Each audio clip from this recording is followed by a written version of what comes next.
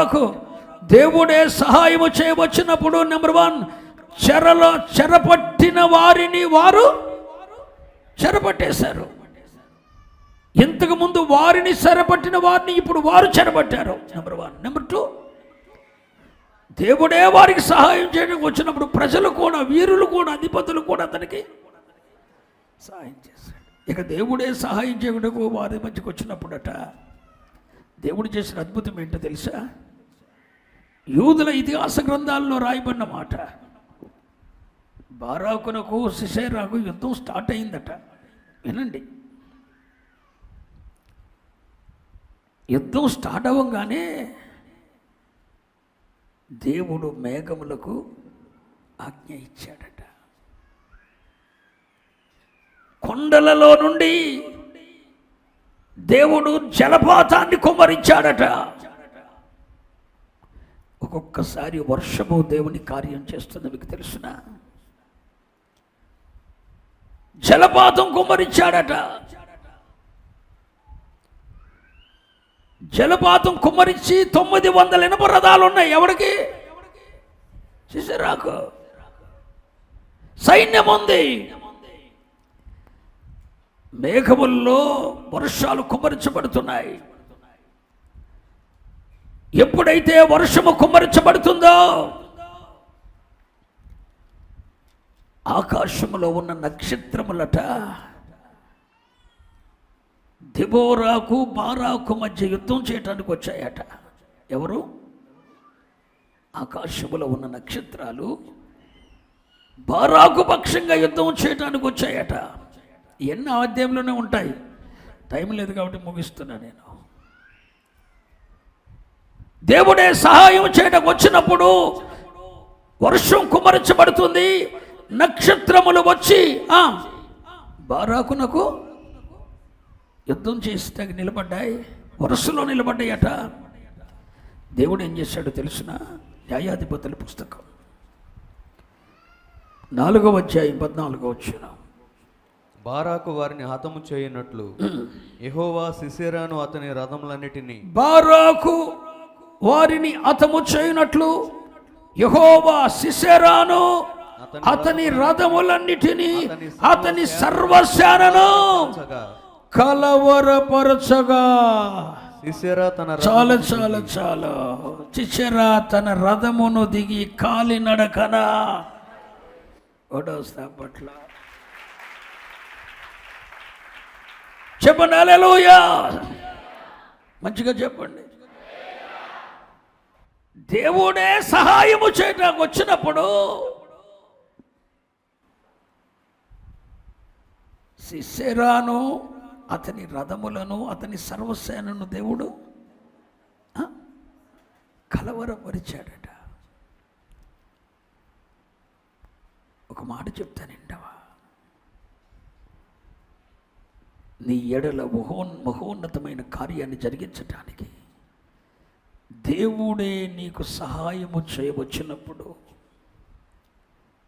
దేవుడు చేసే పని ఏంటో తెలుసా? నీ శత్రువును దేవుడు కలవరానికి గురి చేస్తాడు. అతని సర్వసేనను దేవుడు కలవరానికి గురి చేస్తాడు. అరే బారాకు ఎంత, సిసెరా ఎంత? సిసెరా బలార్జుడు, 900 ఇనుప రథములు ఉన్నవాడు. కానీ బారాకు నిన్న దాకా ఎవడికి తెలియడు. కానీ ఈ బారాకు పక్షంగా దేవుడు సహాయం చేయడానికి వస్తే 900 ఇనుప రథములున్న సిసెరాకు దేవుడు ఏం చేశాడంటండి? కలవరం ముట్టించాడట. ఇశ్రాయేలీయులు ఐగుప్తులో నుండి వస్తున్నప్పుడు కూడా ఐగుప్తు సేనకు దేవుడు ఏం చేశాడు? కలవరాన్ని పుట్టించాడు. మన దేవుడు ఎవరో తెలుసా? మనకు సహాయం చేస్తున్నప్పుడు మనకు సహాయం చేయటానికి వస్తాడు. అదే టైంలో దేవుడు శత్రువుకి, నువ్వెవడవో ఎవడికి తెలవపోయినా, నీ చరిత్ర లేకపోయినా, నువ్వు గిద్యోను అయినా, నువ్వు బారాకు అయినా, నువ్వు చిన్నపిల్లోడు దావీదు అయినా, శత్రువుకి గుండెల్లో కలవరాన్ని పుట్టిస్తాడు. నీ శత్రువుకు కలవరం స్టార్ట్ అయిందా? నీకు జయము ఆరంభించబడినట్లే. స్తోత్రం. దేవుడే మనకు సహాయం చేయవచ్చినప్పుడు మనకు విరోధంగా ఉన్న వారికి దేవుడు కలవరాన్ని గురి చేస్తాడు, మనకు మాత్రం నెమ్మది కలిగి ఉంటుంది. హల్లెలూయా. ఈ శుభవేళ దేవుడు నీకు సహాయము చేయవచ్చును. నీ శత్రువు టెన్షన్ పడుతున్నాడు, నీ శత్రువు కలవరపడుతున్నాడు, నీ శత్రువు కలవరపడుతున్నాడు, నీతో సమకాలికుడు ధైర్యం చెడిపోయాడు. దేవుడే నీకు సహాయం చేయవచ్చాడు కనుక ఈ నెలలో నువ్వు చూడబోతున్నావు. వ్యాపారవేత్తలు, ఆర్థిక సమృద్ధి కలిగిన వారు, అధిపతులు, నాయకులు, రాజదండం, నాయకదండం నీకు సహాయం చేయబోతున్నారు. దేవుడు వారి ద్వారా నీకు సహాయం చేయించబోతున్నాడు. ఇక అదంతే. దేవుడే సహాయం చేయవచ్చినప్పుడు వీరులు కూడి వచ్చేది. ఆమె నేను చెప్పండి. అధిపతులు కూడి వచ్చేది, నాయక దండం కూడి వచ్చేది, ఫలభరితమైన ఎఫ్రాయిమీలు కూడి వచ్చారు, బెన్యామీనీలు కూడి వచ్చారు, ఇస్సాకారీలు కూడి వచ్చారు. ప్రపంచం నీకు సహాయం చేయటానికి కూడి వస్తుంది. రాజులు నీ ఉదయకాంతికి వస్తారు, రాణీలు నీకు పాలివ్వటానికి వస్తారు, నీ పాద ధూళి నాకటానికి వస్తారండి. వాగ్దానము చెడిపోదో. నీ ఆహారాన్ని నేల మీద వేయి, అది ఏమవుతుందో చూడు. నీ దర్శనము పాడవదు, నీ ఎడల సంకల్పం దేవుడు రద్దు చేయడు.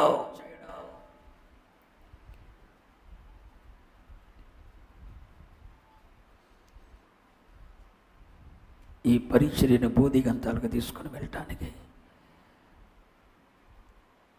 ఆర్థికవేత్తలను, వ్యాపారవేత్తలను, ధనికులను దేవుడు తోడుకొని వచ్చి దేవుని సహాయం వారి ద్వారా దేవుడు చేయించబోతున్నాడు. ఇక అదంతే. ఈ మాటలు నువ్వు నెరవేర్చబడతావు, నువ్వు చూస్తావు. నీ విషయంలో కూడా ఇదే అసాధారణమైన కార్యాన్ని దేవుడు చేయబోతున్నాడు. నీకు సహాయం చేయటానికి దేవుడు ప్రజలను వాడుకోబోతున్నాడు, అధిపతులను, నాయకులను వాడుకోబోతున్నాడు.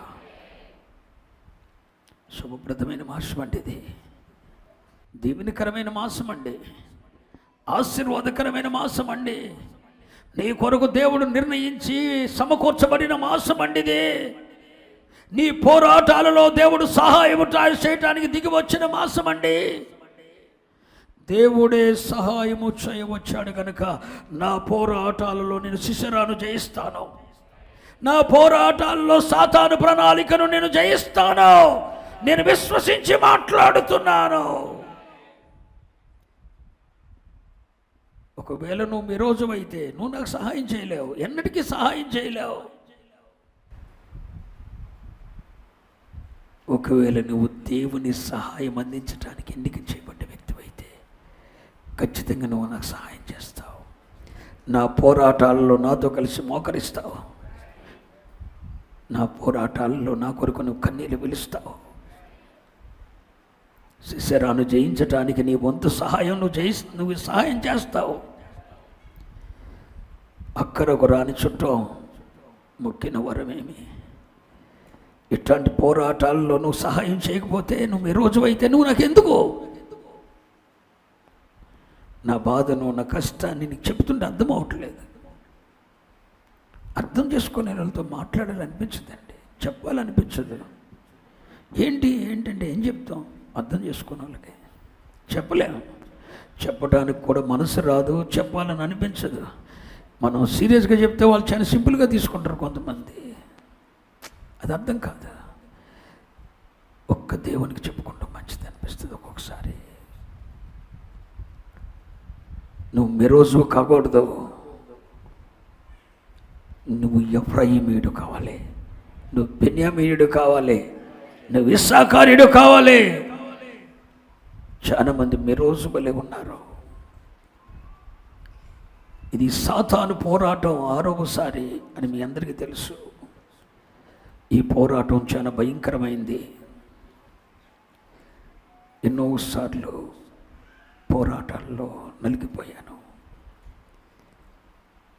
ఈ పోరాటం మరణ పంచులకు తీసుకుని వెళ్తుందని నాకు తెలుసు. కానీ నేను విశ్వసించి మాట్లాడుతున్నాను. నా దేవుడు నాకు సహాయం చేయవచ్చాడు. నేను ఆ శిశిరాన్ని చేయిస్తాను. నన్ను చెరబట్టిన సమస్యలను నేను చెరబడతాను. ఆ శిశిరాను అతని సైన్యాన్ని దేవుడు నాకు అప్పగిస్తాడు.